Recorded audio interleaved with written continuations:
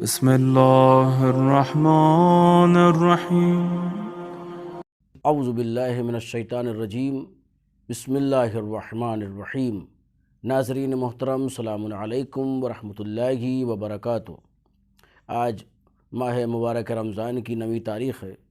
9ویں تاریخ کی دعا میں روزہ دار ایک بندہ پروردگار اپنے پروردگار سے کچھ چیزوں کا مطالبہ کر رہا ہے۔ اس میں سے سب سے پہلی چیز ہے رحمت، دوسری چیز ہے ہدایت، اور تیسری چیز ہے رضایت پروردگار۔ اللہم اجعل لی فیہ نصیبا من رحمتک الواسعہ۔ پروردگارا، اپنی وسیع رحمت میں سے آج کے دن میرا حصہ بھی قرار دے۔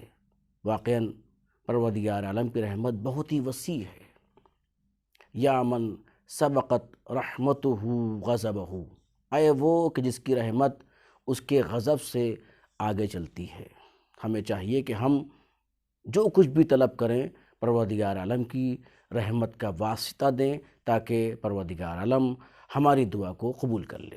جیسا کہ مولا کائنات دعائے کمیل میں ارشاد فرماتے ہیں، اللہم انی اسألک برحمتک التی وسعت کل شیء۔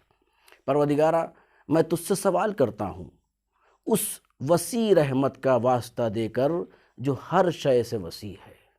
واقعاً جب مولا کائنات کہہ رہے ہیں، ذرا دیکھیں کہ مولا فرما رہے ہیں کہ پروردگار اس وسیع رحمت کے ذریعے سے میں تجھ سے سوال کرتا ہوں، تو پھر ہماری ذمہ داری کیا ہے؟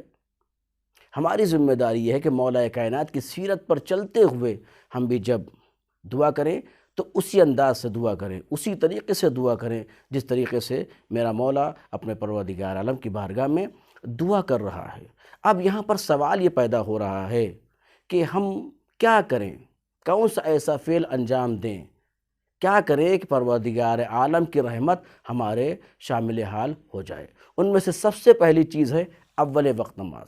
جو انسان بھی سب سے پہلے اول وقت نماز پڑھتا ہے تو پروردگار عالم کی رحمت اس کے شامل حال ہو جاتی ہے۔ دوسری چیز قرآن کی تلاوت، اذا قرئ القرآن فاستمعوا لہ لعلکم ترحمون۔ جو انسان بھی قرآن کی تلاوت کرتا ہے اور قرآن کی جب تلاوت ہوتی ہے اسے سنتا ہے تو ایسی صورت میں پروردگار عالم کی رحمت اس کے شامل حال ہو جاتی ہے۔ اور تیسری چیز ہے احسان اور نیکی، دوسروں کے ساتھ نیکی کرنے والا۔ جو انسان بھی دوسروں کے ساتھ نیکی کرتا ہے تو پروردگار عالم کی رحمت اس کے شامل حال ہو جاتی ہے، جیسا کہ خود قرآن مجید میں پروردگار عالم ارشاد فرما رہا ہے، اِنَّ رحمت اللہ قریب من المحسنین۔ بے شک اللہ کی رحمت احسان کرنے والوں سے قریب ہے۔ پروردگارہ، تجھے محمد والے محمد کا واسطہ اپنی رحمت سے ہم سب کو نواز۔ والسلام علیکم ورحمۃ اللہ وبرکاتہ۔